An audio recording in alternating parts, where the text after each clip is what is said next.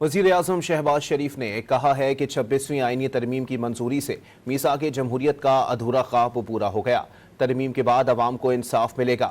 انہوں نے واضح کیا ترمیم کے حق میں ووٹ دینے والے 225 اراکین میں کوئی لوٹا شامل نہیں۔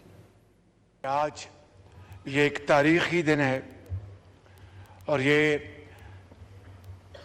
جو الحمدللہ جو آج امینڈمنٹ آئین میں ہوئی ہے، یہ 26ویں ترمیم ہوئی ہے۔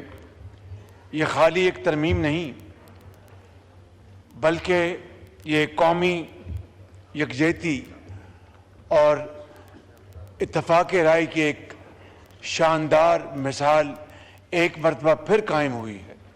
چارٹر آف ڈیموکریسی جو کہ 2006 میں لندن میں جس کے اوپر دستخط ہوئے شہید محترمہ بینظیر بھٹو اور میرے قائد میاں محمد نواز شریف کے درمیان، اور اس کے بعد حضرت مولانا نے بھی اس کے اوپر اپنا تصدیق کی اور دوسری پارٹیوں نے بھی، آج وہ ادھورا خواب آج وہ پایا تکمیل تک پہنچا ہے جناب اسپیکر۔